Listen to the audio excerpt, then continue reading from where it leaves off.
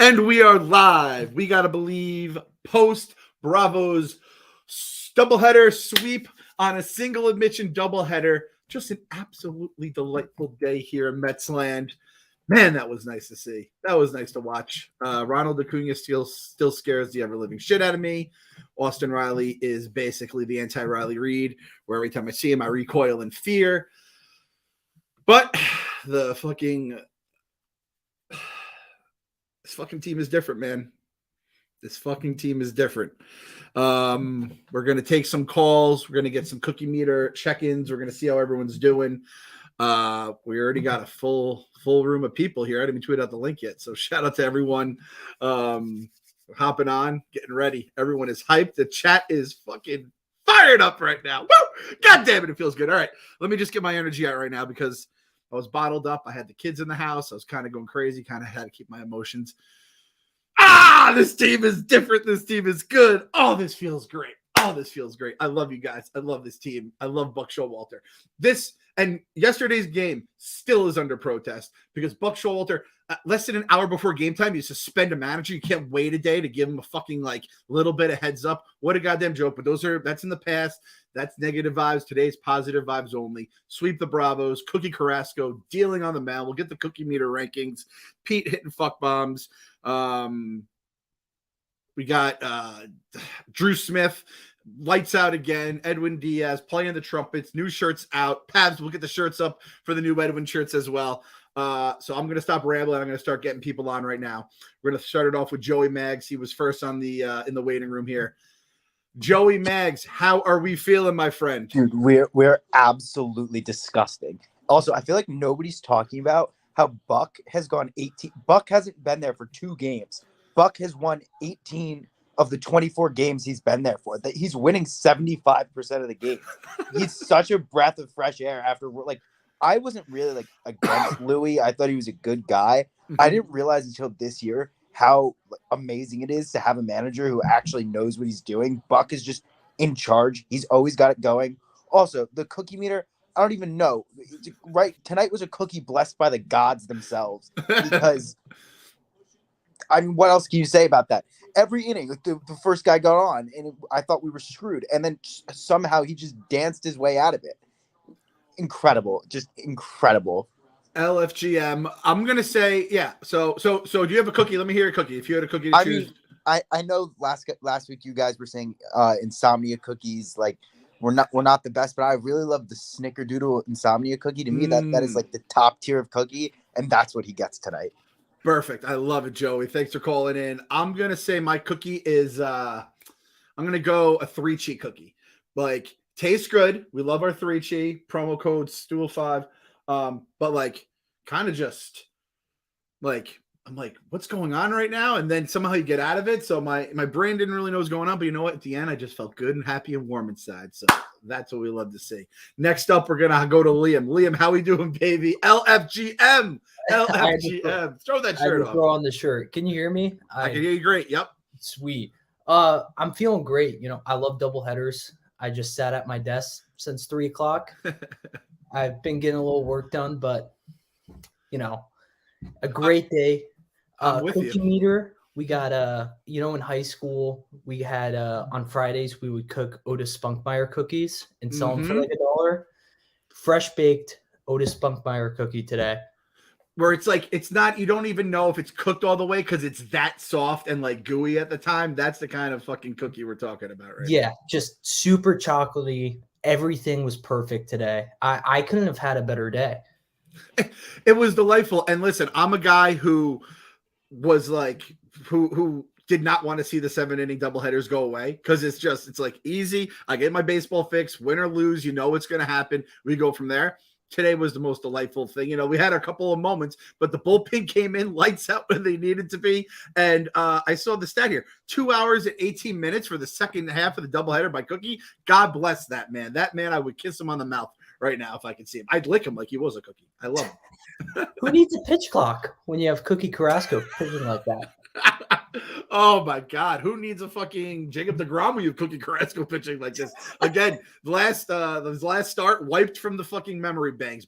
Men in Black, the little flashy thing, completely gone. Yeah, and like you said it perfectly though, dude.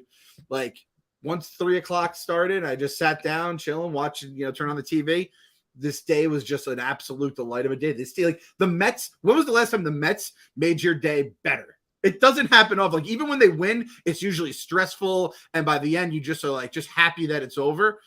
An absolute delight through and through. Even the first game was a 1-run game, but like that had like big time game feels. And then fucking bullpen comes in, Drew Smith, Edwin Diaz, and we're fucking out. I mean, it was beautiful, man.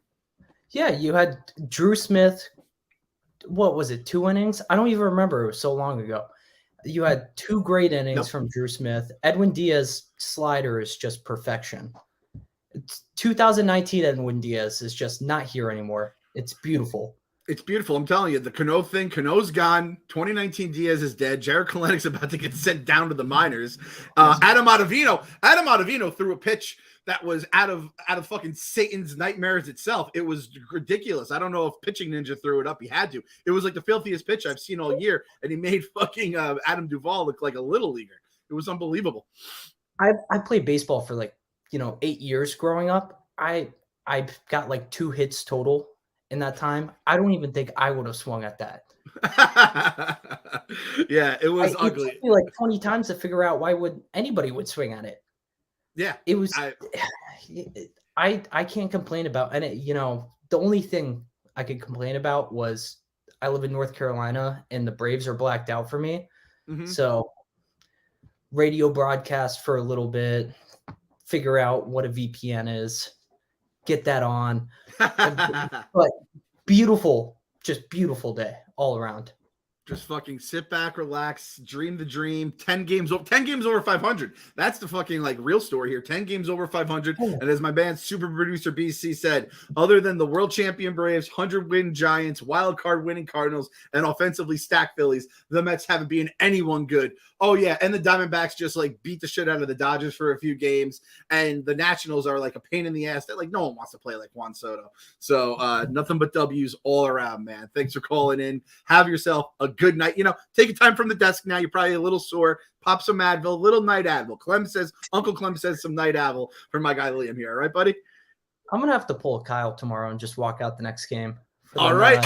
You're on board. Liam, you don't fucking throw that around lightly. If you're going to walk through the World Series walk, you got to do it. So are you in for it? What time's the game tomorrow? Is it? I think it's a night game, isn't it? Isn't it? No, it wouldn't be a night game on a ghetto. No, it's a Wednesday. Let's see. I'll look it up right now. 1:10. So you're good. Can you do 1:10? Does that work with the schedule? Should work. I'll just walk during class tomorrow. Liam, I'm holding you to it. Do not fuck up this juju right now. You're in 1 o'clock. McGill on the bump. Liam on his fucking feet. All right. Sounds good. Happy McGill bump day tomorrow. Happy McGill bump day. LFGM. All right, we're rocking Al now. How we doing, Al, baby? Clem, what's good, bro? The New York fucking Mets. That's what's good. This is all the shirts I have. I'm literally just putting away dishes. I didn't expect to have to do this right now because I thought this game was going to end at 10. Yeah. But this is fucking great. You could not ask for a better start of the season. Teams rocking, rolling. Fuck the Lindorks. And the Lindorks are getting loud now. I know they're getting loud. He had 3 games in a row where he was hitting the ball 108 miles per hour, was just going to the right people. He's slumping right now. You're not allowed to have a slump if you're Francisco Lindor, apparently. I will say, though, it's not great that we put the shirts out and then he's starting to struggle. But, yeah, between, he had some good hits that were not hits. He's slumping now. And his OPS is still, almost 800. It's not just about batting average, you fucking mouth breathers. How many times do I have to say this? I'm starting to lose my mind. He's top 15 in RBIs right now. Best shortstop we've had in forever. Just people want to complain. People want to complain. And you start throwing the F wars and the weird letter stats. He's always pretty good in those because it accounts for defense and shit that isn't batting average, which is a 1975 stat. And I love what you're doing, by the way. The post doubleheader or nice win that ends early where you have the energy and then you actually start doing stuff around the house that you would have never done in a million years if you were just bummed or it was late at night. I love it. So we got Miguel tomorrow, so that'll be great. Looking forward to it. Young Seiler on the mound. What's the cookie? But where are we at the cookie rating right now? This has to be a tasty cookie in Al's world. What cookie? I mean, I like what the previous caller was mentioning. You know, you gotta have that fresh, soft cookie that's not even fully cooked. It's just falling apart, but it's fucking delicious.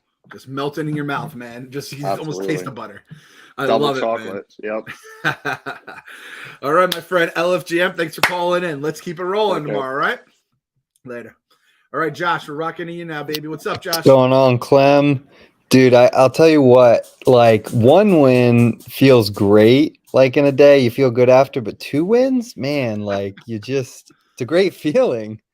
And you said 10 games over 500. That's insane.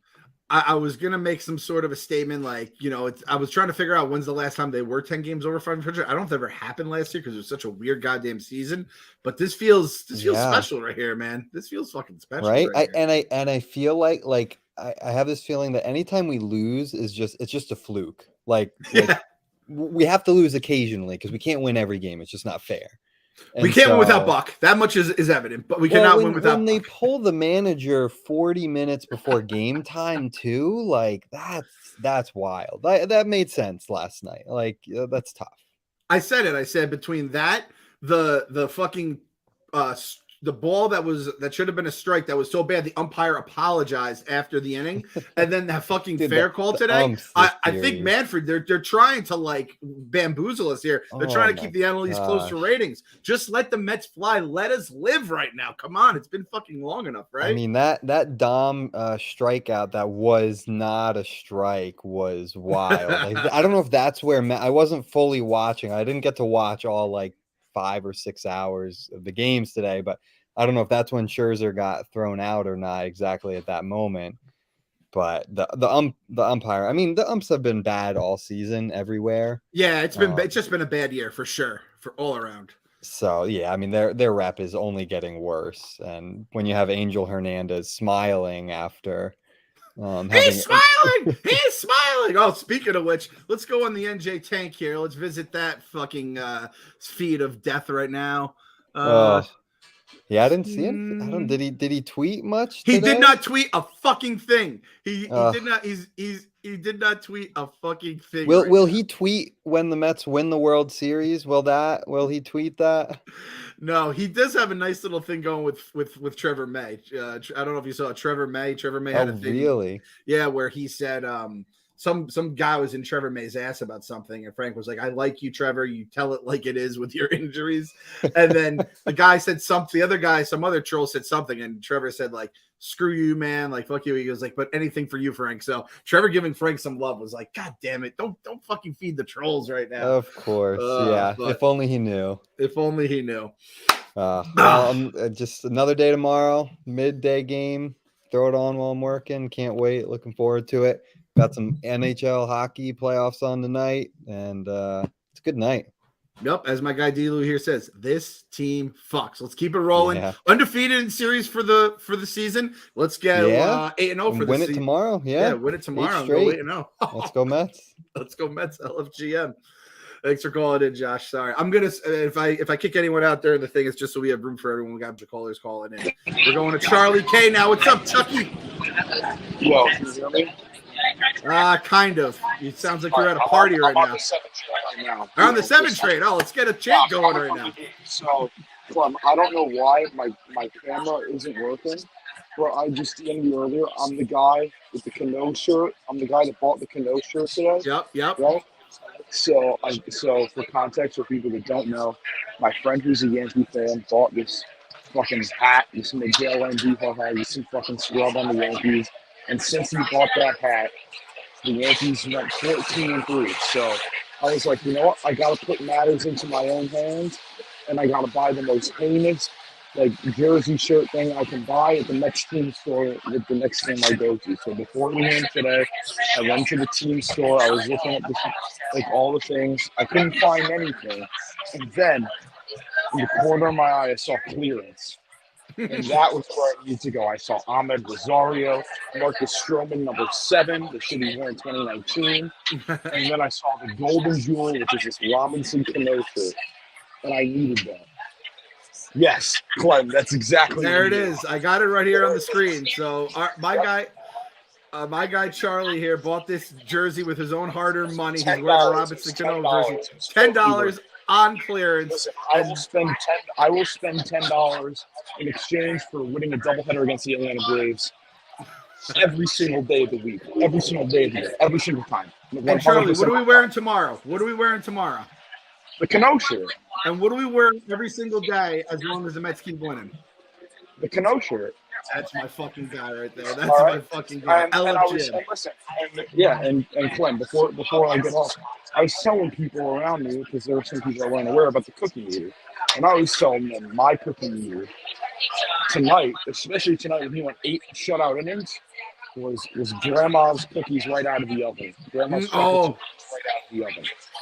And I'm not saying anybody, like just generic grandma. I'm talking about your specific grandma. For everybody listening, your specific grandma's chocolate chip cookies right out of the oven. That's where the cookie meter was at today. That's how fucking amazing it is. And the good grandma, like there could be 2 grandmas that bake. Whoever baked the best out of the 2 grandmas. You never told the other grandma she wasn't a good baker.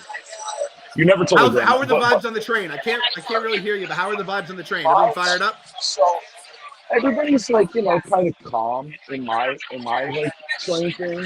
But like I'm also a crazy person and like overreact to every single Mets game.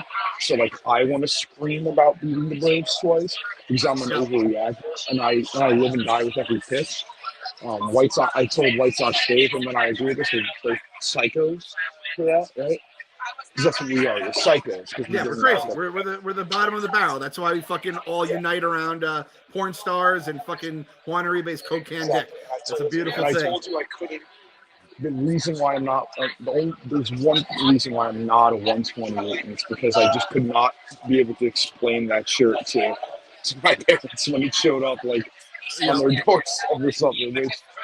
But I want to say that I am one in spirit. That's all that matters, baby. Fucking the 128 or more than just the people with the shirts. I appreciate it. Keep that fucking Canoe shirt. You're one of one with that Canoe shirt. Keep it going. LFGM. I'm trying to go to Barstool at the ballpark this May and like for the Seattle thing. And if I end up going, I will 100% be wearing the Canoe shirt. 100%. Right.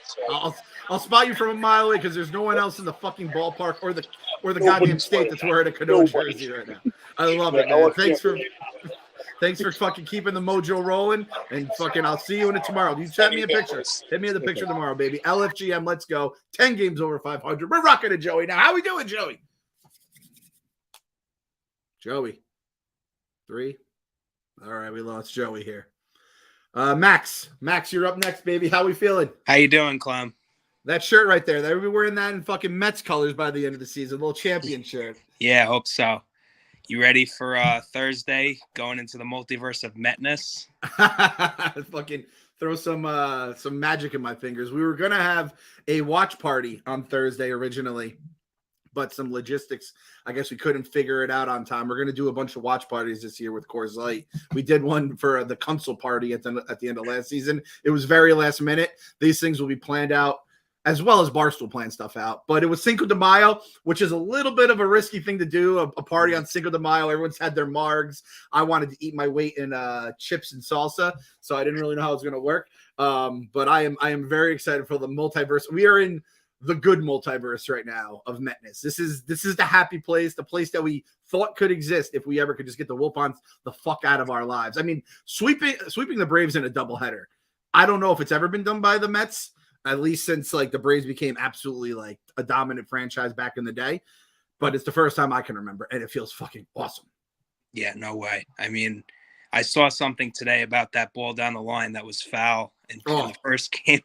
That could have been like one of the outcomes, Open the floodgates kind of a thing, right?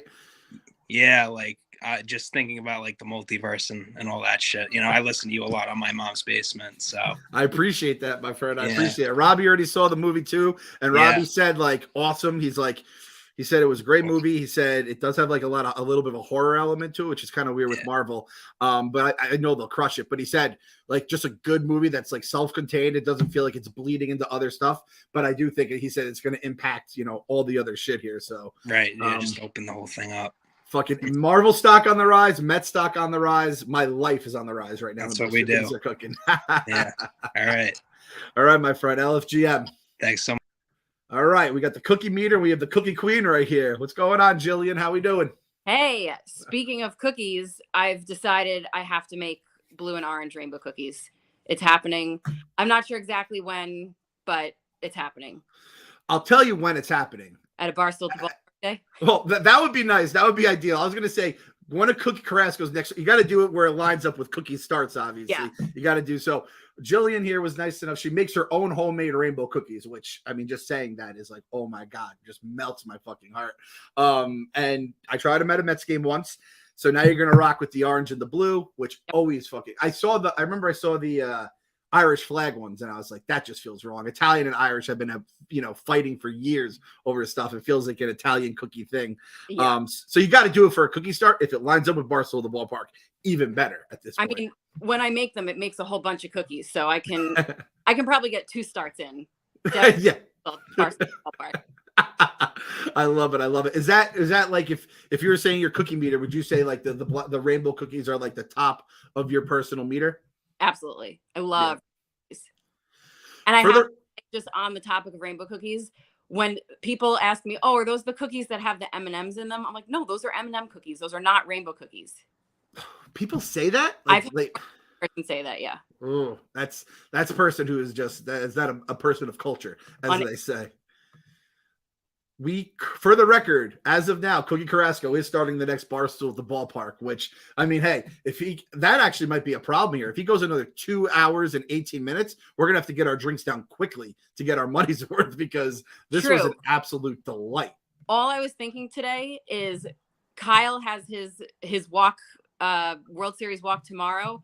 Either of the games today would have been ideal.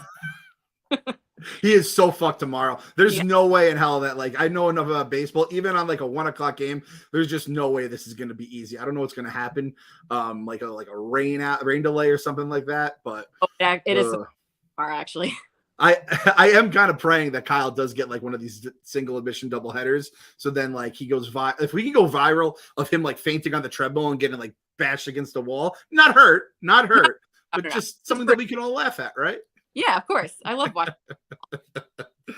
Oh God, it feels so good. Me and you have talked so much when the Mets were the absolute shit, embarrassing us, all the Wilpons stuff, all the Mets misery bracket stuff, and now we're here sweeping the Braves on a doubleheader on a day game. And I get way less angry texts from my dad when the Mets are doing well. Yeah, your dad does have some good text too. Yeah, and everyone in the on Twitter, make sure to hit us up with all the Mets or the Mets dads, Mets moms. Even I mean, obviously, Mama Clancy, she's like the craziest fuck out of us all. I want to be Mama Clancy when I have kids. That's your goal. I aspire to be her. You'd be eating rainbow cookies and drinking the pop off in the stands or the Giorgio or whatever her vodka of choice is. What a maniac! God bless her. Well, God bless you, Jillian. We're gonna keep it rolling. Thank you so much. We will see you, LFGM. All right, Jay Blue, my boy Jay Blue. Yo, Clem. How are we feeling, buddy? I don't know why my mic's not working, but I gave the 96ers club a huge shout out on the Jumbotron on Sunday night. I had to. I met the guy who does it, and I'm like, and he's like, yo, I want to be on the Jumbotron. I'm like 100%, but I gotta shout out the pod, you know? Hell yeah, man. Hell yeah. That's podcast and baseball. I honestly thought someone was fucking with me when they said that, but I still threw the retweet on. I'm like, I don't know how this works. I don't know how you can shout out the 90. Did you say shout out 96ers or something? So this is what I did.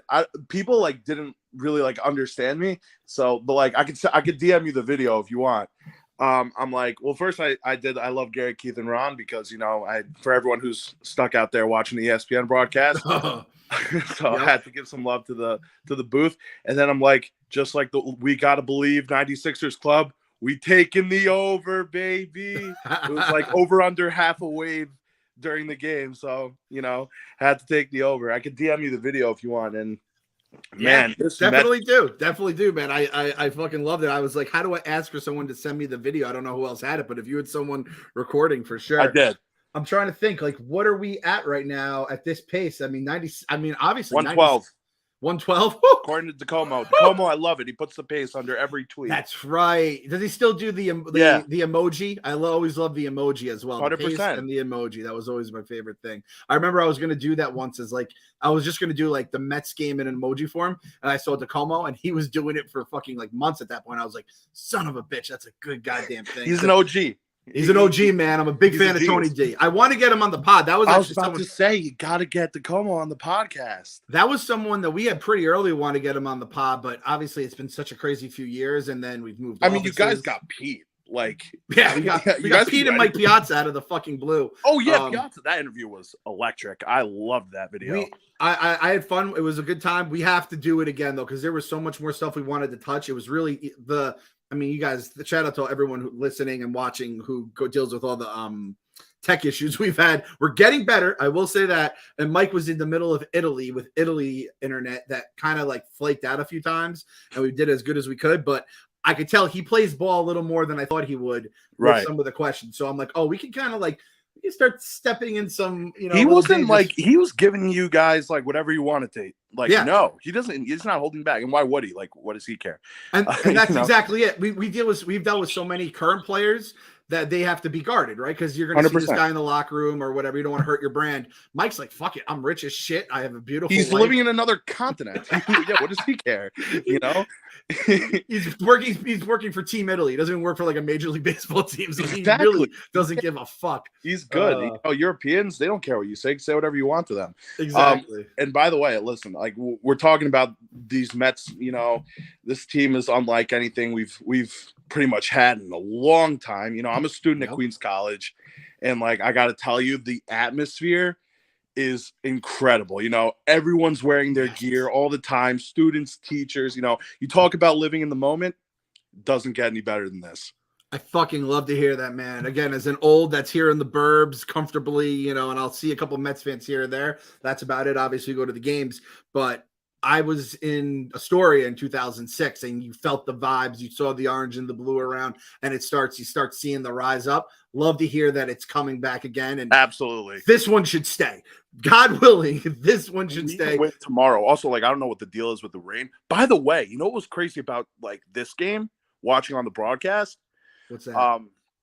What Gary said about Cookie, about Escobar, how Escobar kind of fixed Cookie, which he gets now. All the credit. If someone's dropping off the cookies after the season, you have to give a whole bunch to Escobar. If KFC is picking up all the cookies that are left in the that scumbag. If there's 10 cookies left, he has to give at least 5 to Escobar. He pointed out to Carrasco, like no one else did that in the entire offseason. Took till spring training to point out, dude, you're tipping pitches. A new guy too, of all the things, dude. Not even someone that was around. That's crazy. I didn't know. I didn't hear that story. I was watching the game, but I must. That's what happened. Not at that point. Literally, like Carrasco in spring training, Escobar came up to him like, you tip your pitches, right? Carrasco's like, no.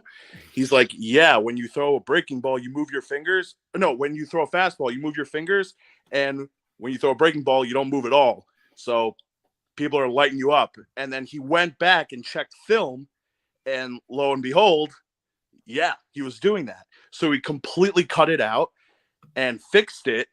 And for the most part, he's been untouchable.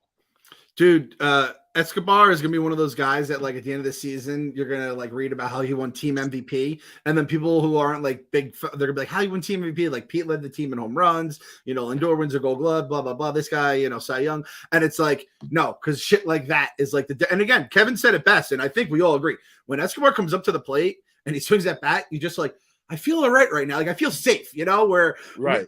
I've been thinking of this take for a few days, and I was trying to figure out how to say it the right way. But like, I feel like the Escobars are the guys we never had with the Wilpons. Whereas like, it was a smarter move. You maybe spend a little more money. That would be the Eric Campbell. Someone will be playing that position. But just by upgrading to a guy like Escobar, who's not like a fucking 5-time All-Star. He's not Chris Bryant, right? Who we're all fucking salivating for over the winter. But it's like a fucking professional hitter who just does shit like that. And I mean, seems like everyone likes him as well. And I don't know, man. I said I could see that guy on the fucking Phillies just kicking he's like one of those guys that would just kick the shit out of us on the Phillies and be like, I hate Eduardo Escobar. Who are losing, by the way. By the way, good day for the NL East for the Mets. Everyone's losing. It's a beautiful thing, man. This NL East, let it fucking burn in flames other than us and just heat our feet from the bottom, basically, is what I'm looking for. Saying. Like, that story, when Gary said that blew my mind. That's crazy, man. He deserves all the cookies. You said it. That's a game changer.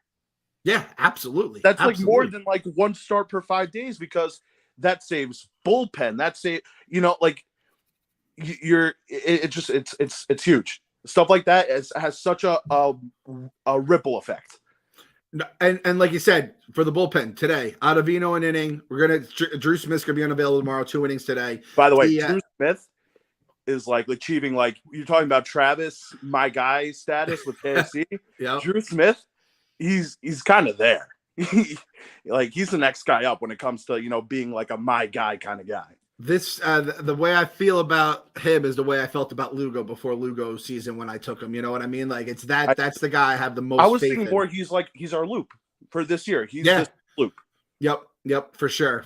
And like you said, Lugo goes an inning, Smith goes 2, Ottavino goes 1, Edwin goes 1 for a doubleheader. That's a pretty fucking fresh bullpen you're gonna have, for tomorrow. The Braves only use 2 guys too. If tomorrow even happens, like with true. That's everything. Hey man. Hey, I ain't worried about the rain. The Braves got to worry about the big drip on the mound. That's what they have to worry about tomorrow. They have to worry about that more than they have to worry about the clouds above them, right? Big time. Clem, it was so nice to finally, get to speak with you. I love when you like my tweets. I always show off to all my friends. I try to be funny every time I see that you reply to me. Hey man, keep the fucking heat coming, man. Keep it coming. I appreciate it, my friend. I'll DM you the video. If you want to give me a follow, that's totally up to you. I don't tweet a lot, won't show up a lot on your timeline. So, You know what? If I'm gonna make a new rule right now. If you shout out the We Gotta Believe podcast on the Jumbotron or SNY and it makes it on there, instant follow. I'm throwing it out to anyone who wants a dumb idiot like me following them. It would be an absolute honor, my friend. But yeah, send me the video. I'm dying to see it, man. I didn't think there was a chance anyone had it. But keep living that life, fucking head high at Queens College and live the fucking dream, man. That's what it's all about. Thank you, Clem. No problem. It's a pleasure. Thanks, Jay Blue. It's just the reason we fucking follow this goddamn team and why we don't jump ship during the dark years, because there's just a chance. I was talking to some White Sox fans today, and they were like, we have Reinsdorf. They have some prospect, or they have some player who's driving them crazy. It's like a different version of Canoe. And they're like, what is it like? And I'm just like, guys, you just do not understand. It's basically, we're like the first kid at school that had sex, and they're like, what's it like? And it's like, it is fucking awesome. Uncle Stevie in your life and having an owner that spends money. They have Reinsdorf, that fucking crumbhead. So just cherish while we have it, boys. We fucking earned it, that's for sure. Ryan, you're up next. How we doing, baby? Ryan going once. Ryan going twice. Stevie G, you're replacing Ryan. How we doing, Stevie? Man, how you doing, bro? I'm doing good. What's that tattoo we got right there? That's a nice looking tattoo. Oh, yeah, it's the other way. Oh, my camera's all messed up.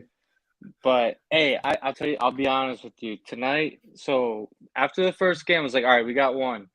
And I was sitting out on the porch with my old lady. Nice, nice.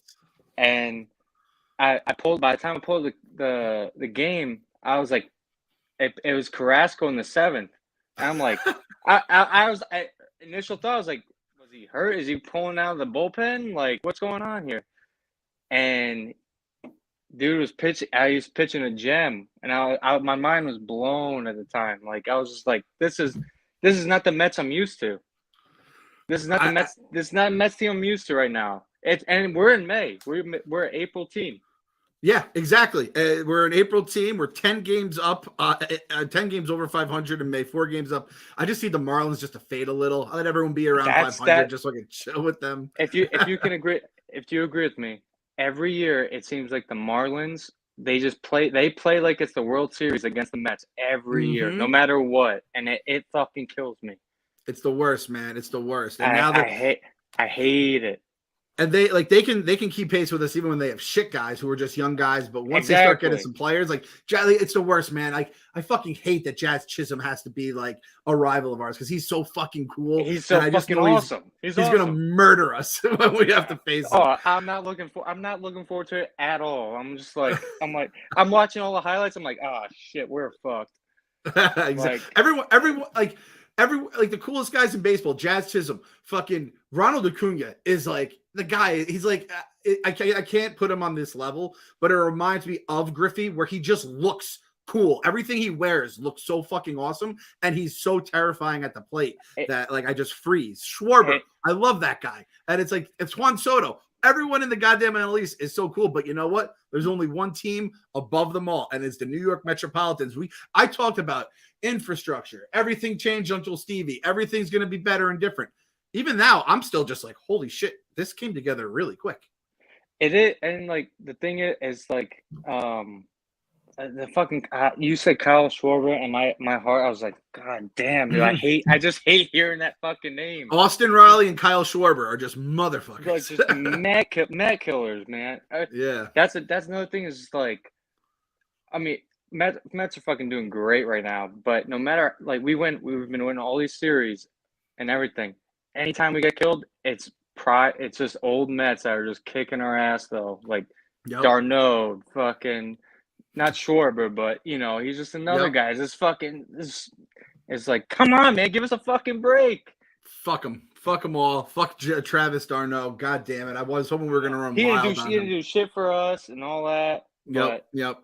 But I think those days are over. The Darnos will not be getting rid of guys like that have stuff. I mean, Darno is not a good example for that, but guys that had stuff left, like the Justin Turner is the example everyone uses. Yeah, Justin or Turner just completely mismanaged situations like they did where they didn't take Billy Hamilton. He went to the Braves, killed us. Then we got Billy Hamilton. He sucked for us. That stuff is over. Those are days. Those are the Wilpons days. So put it behind you. But I know it's, you know how hard it is though. Like that's what we've been used to. So like we're getting over it. It's just so fucking hard because like every now and again you get a fucking like Darno out of nowhere. You're just fucking cracking doubles, triples. Like come on, dude. Yep. This is going to be the year of healing. That's what we might have to recall. Put on the fucking the yearbook, the year of healing, 2022. My thing is too is though like. You gotta get ready for that fucking, like, you know, we're on a high right now, and I'm not trying to kill that, but like, you gotta get ready for that fucking low time. Like, just to, you know, we have that low time, you just gotta mull through it. Like, it's not the end of the year, it's not the end of the, you know, season. Yep. Just gotta fight through it and fucking. It's gonna be a long season. That's the big thing. Yep. No, like the first series that they lose, if they ever lose a series at this rate, we ain't losing. That's going to be the gut check for everyone. But again, I'll tell you right now, undefeated in series throughout the first day because we've already at least ensured a split. And with, you know, big drip on the mound or, hey, the big drip from the sky comes down, it gets postponed. I'm counting that as 2 out of 3, and we go about our merry way, and we go to that scumbag haven in Philadelphia. So thanks for calling in, Stevie. Keep that smile on your face. We're going to go to the name of the day. My guy, Drew. That is a fucking name. I see the name Drew now, and I just smile because that's Drew Smith. There's Andrews, there's Andys, there's Drews. And you kind of like, I always say, like you can spell Connor with 1 N or 2. And I always say whoever the most popular or famous Connor is, that's how, like, who rules the name. I think in my little world, Drew has ascended to the top of the Andrew, Andy, Drew sphere because Drew Smith is a motherfucking monster. He's the man. You know what? We wouldn't needed him today if Peterson could feel the freaking ground ball earlier today. It was such an easy game. 5-1, we were cruising, and then they had me on my freaking pins and needles. You know? Yep. But Diaz has been so elite this year. It's unbelievable. Dude, I saw his numbers since even just 2019, and like it's crazy. And then obviously this season, 1.64 ERA, 19 strikeouts in how many innings does he have so far this year? In 11. That's old school Diaz. The K per 9. I don't even do that math in my head, but that's a ridiculous number right there. I heard you guys talking about the no hitter the other day, and I'm still like. I'm still scarred from years past. Like when he came in with that no hitter, I thought for sure, like, you know, especially with what's his face, the catcher on the Phillies. Real Muto? Real Muto. I thought like for sure, like 2 outs, he comes up, he's gonna line a base hit into right field and it'd be all done. But getting that first game today was huge. Because I felt like we get the first game with Cookie on the mound, like we had them both. But I was a little nervous after that last outing with Cookie that maybe we were downgrading him a little bit. I mean, things started to go a little south there with with that inning with the ball that Nito couldn't field and all that. And that those first couple innings, I was getting a little nervous that we were gonna see a little bit of the old Cookie. But anyone, God bless anyone that went into the start being like, all right, that start, nothing to worry about. Because I think we all like, especially first inning, and it's like there's a man on second. You're like, he got in. He was in a good amount of trouble today, and he got out of it every single time. Again, like Gary said on the broadcast, he's the only Mets pitcher that's pitched into the eighth, and he did it twice. So and when was the last time we had a starting pitcher like that pitched out of trouble like all the time? Yeah, like every inning he had like a guy in second. It was like in every inning nobody scored. It was unbelievable. Jeremy Hefner. And there's nothing better than watching a guy that can put a guy in base, and then you just know a double play is coming. Like it's just I think they said was it the first game or the second game? It was like 2 hours and 18 minutes. That's beautiful. Yep. Game 2 was 2 hours and 18 minutes, which is an absolute dream. I told my daughter because she's fallen asleep watching the games with me twice. Once was during the no-hitter, and once was during, I don't know if it was the Sunday night game. It was another game the Mets won. And I was like, it's like kind of a good luck thing that I'm doing as well. A little bit of bonding time, but just a little bit of good luck too. Because again, the no-hitter. And I was like, sure, you can like fall asleep. She was like still getting ready for bed. And then it was like double play, game over. I was like, sorry, honey, Daddy's going to go downstairs and do a podcast now because we still have like another hour left in the night, it feels like, for baseball, right? It's just things are coming so much easier. It's like so much less stress most of the time. You know, it's like, and I feel like, I don't know. I live in Boston. I'm a Boston Mets fan. My dad grew up in New York. Oh man, so God bless you. I feel like there was like a tipping point when the Boston team started to do well. That it was like everything just started to come easy, and I can't stand it. I hate living in Boston with all this friggin' success around here. But I feel like we're just about there where we're about to hit that point where like we can finally be confident as a fan base. But it's going to take first. Let's get to the playoffs, win some playoff series. Success builds on success. So perfect way to say it. Perfect way to say it. And then everyone will feel confident. But it's like, as a 35-year-old Mets fan, like there's been a lot of. I was 10 days old when the Mets won the World Series, so I'm telling you, man, I'm convinced. I was what was it, 4 years old when they did that, when they won that. I'm convinced every single person sold their soul in '86 in game 6 with the Buckner, right before the Buckner play in that last inning in the 10th.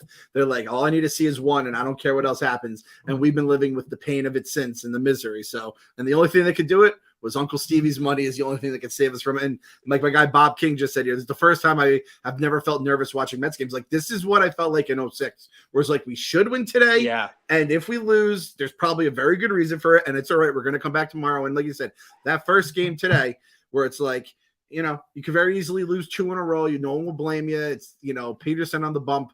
And they come back, they answer, and then Carrasco just shuts them down. They never had a chance in the next game. It's fucking and these close games that build confidence. Like you're talking about that 06 team. I remember that April and that 06 team. They won every game like 14-2.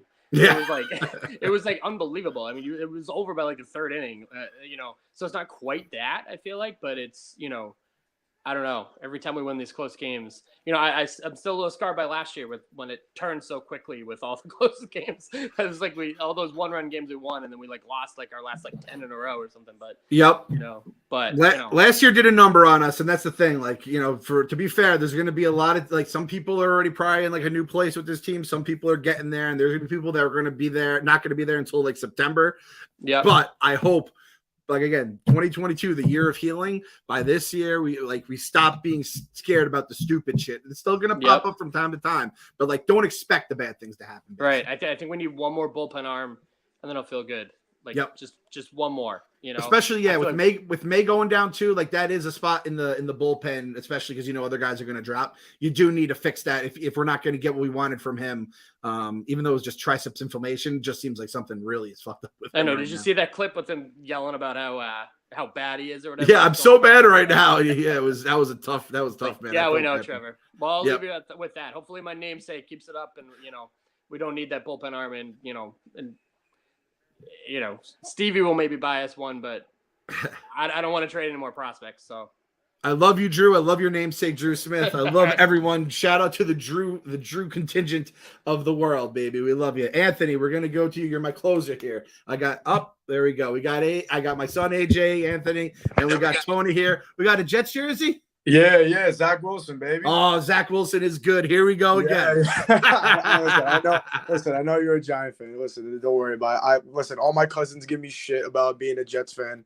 I think we all could come together after. Oh, no. This is straight up. This is handshaking. That was the whole thing with the Francisco Lindor is good shirts, and then the guy who made Zach Wilson is good. Sebi stole his design, even though Feidelberg came up with the idea like 10 years earlier. I got nothing but love for Jets fans, and I do think that the Jets and the Giants fans having a good draft, I think that gets everyone kind of hyped now. If you're a Mets fan, that just feeds into this like crazy, cocky, like. Listen, when New York sports is good, it's good for everyone. It's that simple, honestly. Yep. But so two things to run by you. So I said this to my dad earlier, but I think the Mets, and I know it's still early, but I think the Mets should try to get a righty bat in by the trade deadline. I don't think JD Davis, he might be my least favorite Met, honestly. Guy cannot hit a fastball. I don't ever remember him hitting one middle to high fastball ever in his career. But just an idea, just to get one, backup righty hitter that, could just get on base. I think JD Davis, he's going to be put in at third. I think you need another guy that can get on base. It's going to be huge, especially down the stretch. Maybe Escobar, gets like a little hurry. He's a little older. I think you need a guy that can get in there, get on base a little bit. That's just one idea. And two, do you guys have mods in the Mets community chat?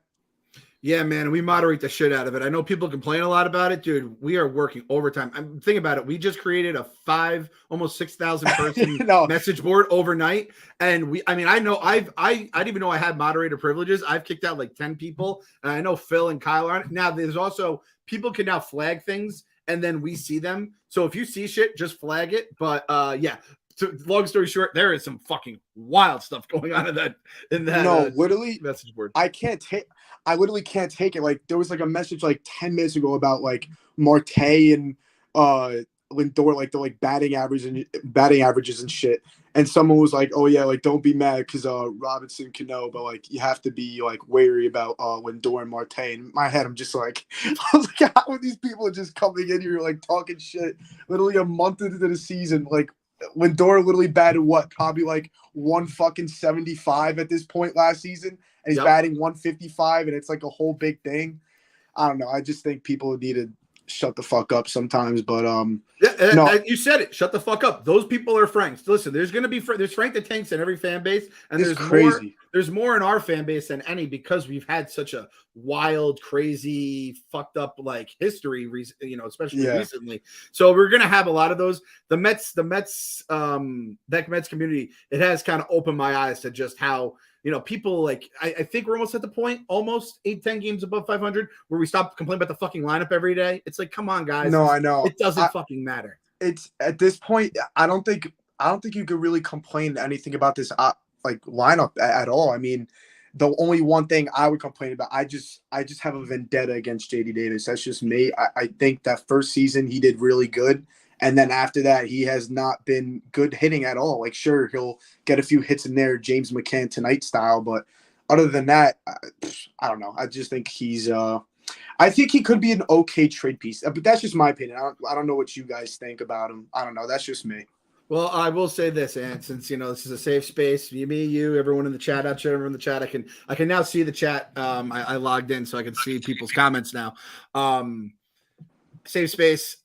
kind of over JD Davis, and I kind of want him gone too. He's Kevin's guy. I feel it's like kind of weird to say it about him. It's like if your buddy has a girlfriend, you don't really want to be around. You're like, that's kind of how I feel about JD Davis. I will say it is early, and it does, but there's just like there were times where I'm just like, JD, your bat is just not there, and you don't do anything else. I do think like let's find what's Xavier Nady doing. Let's bring him back. I remember when he was our big bat righty bat. My God, Moises Alou.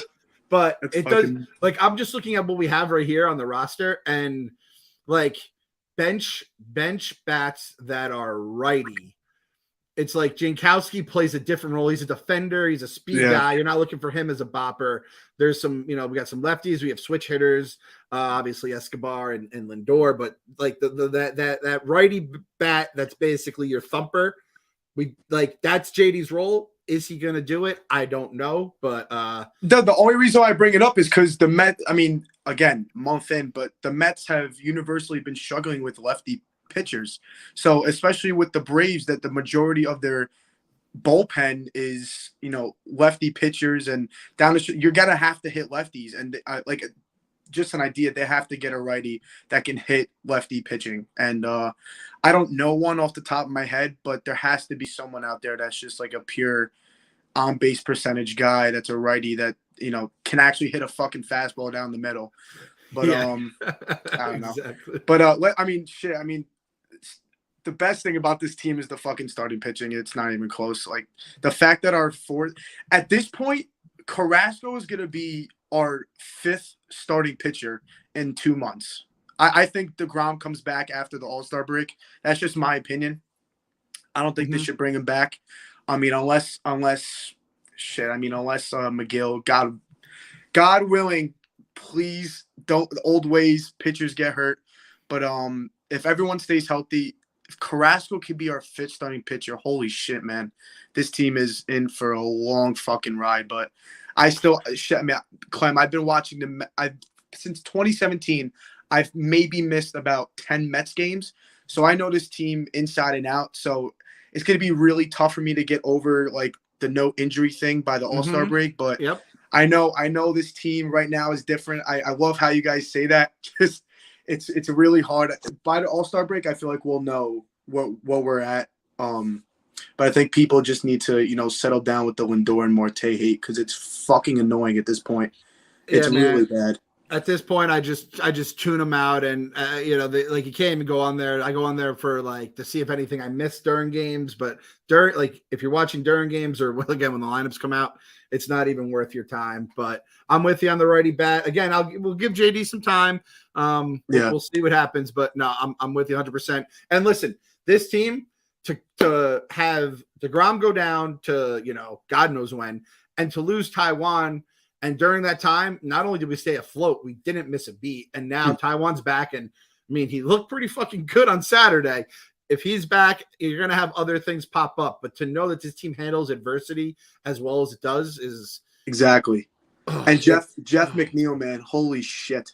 That guy, Jeff McNeil, they keep putting the shift on Jeff McNeil, acting like he's not going to hit it the other way. I mean, what a guy. But I appreciate the time for letting me on, and hope you guys have a great night. All right, man. You too. Thanks for calling in. And we're gonna go to my guy Jake here. How we doing, Jakey? Hey, what's going on, man? Let's go Mets. LFGM, that's right. Let's fucking go, man. I'll tell you, man. I'm liking what I'm seeing right now. I mean, sorry, I got you out of there. I'm sorry. You got me here? No yeah, worries. I'm good now. You got me here. We lost to Grom, a couple of days before the season. It was like. We're kind of shell shocked, but all of a sudden this pitching staff, like Tyler McGill, man, what the hell's up with that, man? He was kind of a toss-in last year, but I'm living in Richmond, Virginia right now. I'm from Boston. My brother was on here earlier, Drew, but I'm just I'm starstruck at how good at this team is hitting with runners in scoring position compared to the last 4 years. Eric Chavez should have a statue built next to Tom Seaver at this He rate. really should. It's freaking insane. I'm loving it. I'm streaming the games here. I'm in Richmond, Virginia. So, Nationals games I get on TV, but those announcers suck. It's the worst announcers in baseball, by the way. Really? Dead last. They are awful. They're just put a hoagie in it. And I'm just dude, come on. Like, come on, bro.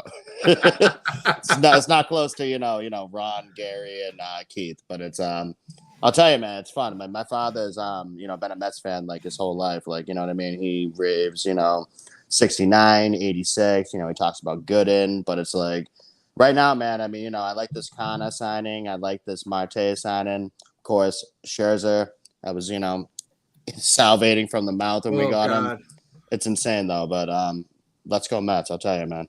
LFGM, yeah. Like again, it's so weird. This team is so weird that 86 is like a unicorn team where it's never gonna have a team that's as fun, has such young studs, such interesting superstars. Or you have Gary and Keith, a different Gary, obviously, and then Straw, Gooden, and then guys. For drugs, the whole thing. Like that's such a rock and roll team. 69 is the Miracle Mets. Even like, I guess the 99 2000 team was kind of like the 2000 team was kind of a weird wonky team that did make the World super Series. Weird. I was in like elementary school when that happened. Yeah, but then 06 is like Jesus Christ. It was the most fun I've ever had watching baseball. So this team is unique, but it does feel like a complete team where it's like, all right, if the bullpen is if the starting pitching is in there, the offense is going to pick us up. And the bullpen's going to keep us in it if they have to. And there's very few just punt games. Yeah, it's a team effort, and that's the thing about Buck, that like Buck is so fundamental with everything that like. I mean, even look at like Sugar Diaz right now. Like he's like he's all of a sudden like throwing that slider, but Buck's having that conversation with like all the players like one-on-one, and it's like we didn't get that with Louis last year because Louis was kind of like a hands-off manager, but like I'm telling you, like Buck is the solution to this team. I'm telling you, man. Like it feels like 2015, but it feels a little different in a way. Because 2015 was like we can't really hit, but we got pitching. But now, like, we're hitting, we got like Marcana hitting like 350 right now. It's like, dude, like we're living the dream. We just can't get too carried away because it's early. Remember 2018? That's our lesson. But it's like, at the same time, we don't have DeGrom right now, and we're literally most wins in MLB. So props to that. That 2015 team was just built on that fucking just ridiculous pitching staff, and you had just enough guys who could do enough. And I'm not trying to like downgrade it. It was incredible, but like everyone has to remember where they were before that Yo trade. Like shit was crazy. Wilmer was crying. It was it was craziness. That it was that Padres game. Like you had all the weird fucking Met shit where they lose Justin the game Upton. after the rain delay. That literally was the worst. Oh god, that was the worst Mets game I probably ever saw in my life. To be honest. Oh yeah, I can like feel that entire day. I was working that day. I had to cover it for USA Today. It was the fucking pits that goddamn game, and I didn't. I was working baseball. in Boston. I was working for the Red Sox at the time. I worked at Fenway as a photographer, and I'm standing there during batting practice behind. Like Dustin Pedroia taking BP. I'm like, okay, the Mets win. I'm like, okay, a rain delay. And then Familia comes in, and I'm like, okay. Then it's like a walk, and it's like, shit, he just hit a home run. I'm like, are you fucking kidding me? Unreal, man. That was as dark as it gets. But again, I think this is and I hope it's only going to get better from here. They build on this shit, and like this is the beginning of what it should be.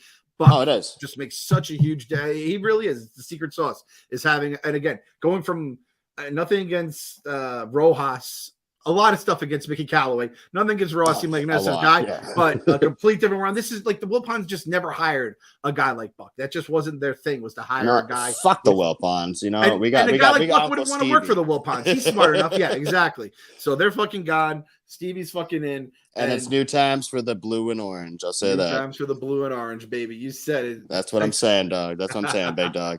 Thanks for coming on, my friend. We're gonna close no problem, brother. You take care, man. LFGM. Keep fighting the good fight down Mets. there. Let's go Mets.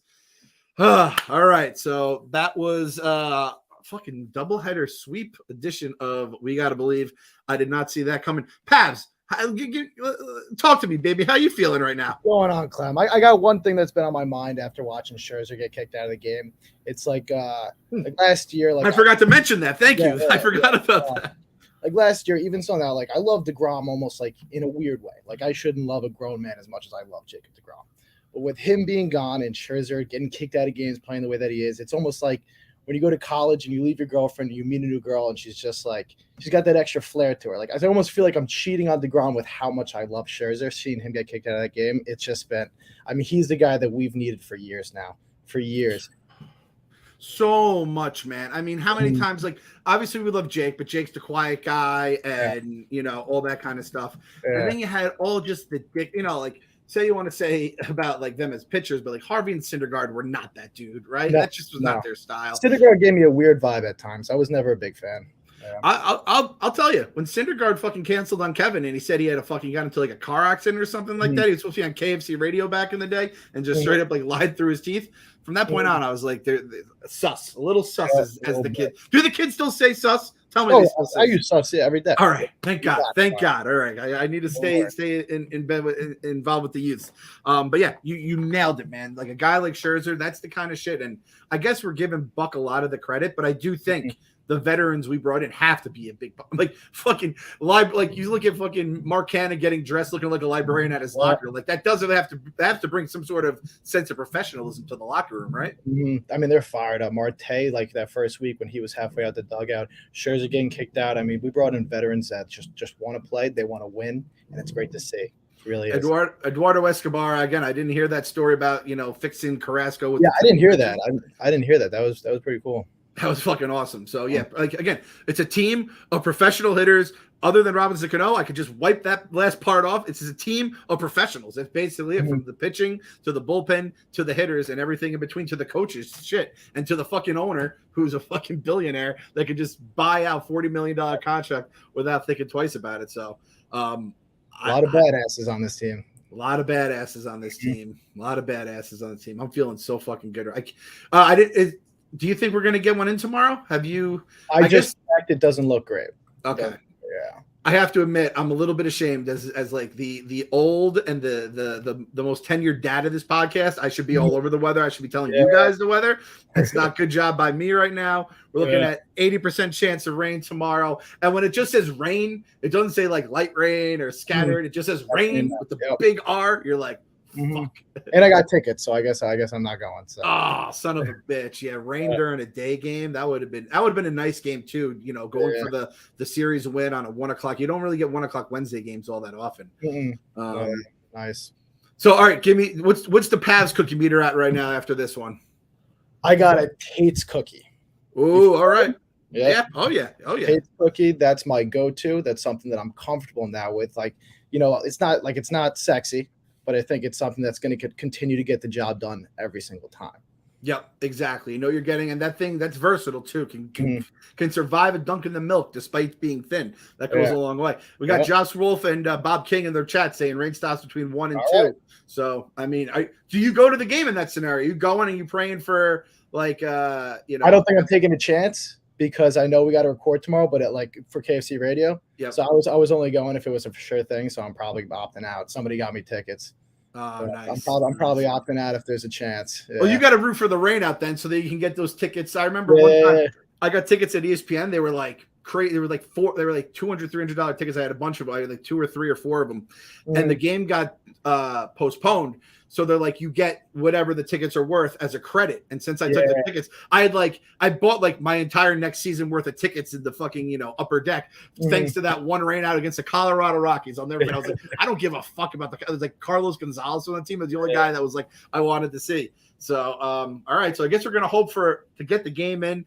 Just no weird, funky shit where like McGill pitches an inning, 2-hour rain delay. Like, just get this shit. We lose a start out of him. We don't want that. Yeah. Yeah, that too. Yeah, because then we're going to lose a start out of him. And I am very happy with all the names that I know in the starting pitching. Once we start going to AAA and it's like, who the fuck is this guy? I don't even know who our 6th guy is right now.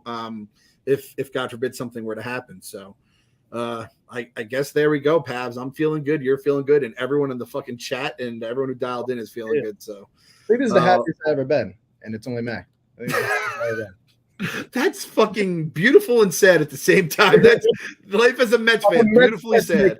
Clem, there's nothing good has ever happened to me. I say it about you guys all the time, and you guys are like the greatest generation because anyone that came up, especially I say Knicks fans more than anything. I remember the 90s. The 90s were fucking out of this world, and they got their guts ripped out every single year. But at least we had something to care about. I don't know how people come up, you know. Jets fan. Well, I guess the Jets did have that couple of years, but man, it's been brutal. So I'm telling you, man, Uncle Stevie, infrastructure, fucking money, and nerds running the fucking shit from the top on down. Buck Showalter calling the shots. And like you said, guys like Scherzer, fucking Maniac gets thrown out on his day off. And I didn't see this thing. Apparently, I'm getting a bunch of these things forwarded to me. Jankowski, did you see this quote? No, I didn't see it. No one's going to be buying my jersey, but I still think there's a big part of what I bring to the table that is very important and very needed to winning teams and championship teams, and that's what we have in this clubhouse. So there's I think Kevin might come himself if any insurance runs. He didn't come himself from any insurance runs throughout the night. So shout out our boy. Have you seen the Twitter clip yet? You've seen it, right? I didn't. Oh, so they caught him yelling at the guy? No, like when he was walking out of the dugout. No, I didn't see it. He's chirping. He gets thrown out, and he's slapping Dom Smith's ass. He slaps Nimmo's ass, and he just walks out like a badass. It was just, I mean, that's the type of guy I'd run through a wall for. Oh my God, I didn't see it. I'm gonna have to find this now. I had no idea there was even anything on the. Yeah. I just saw the tweet that it said that he had been ejected. I'm like, oh, that's our guy Max. God damn it, just beautiful maniacs. That's all we have, man. Is beautiful maniacs. So. I'd say we'll see you guys on Thursday for the next show, but fuck, like the way this team goes, like it's just straight up like orgasm podcast where it's like we have to throw something up because everyone's a 10 out of 10 happy. So I hope we never get used to this feeling for Fabs. I hope we never we don't have to do one today. I feel like we always have to feel the need to fucking party. I want the extra hours. I want to be at it until 1 o'clock. This is what I look for. That's what it is, man. All right. Well, thanks everyone for calling in. Thanks, Pavs, for fucking crushing it on the 1s and 2s. And we will see you guys Thursday at the absolute latest. Yep. Gotta believe.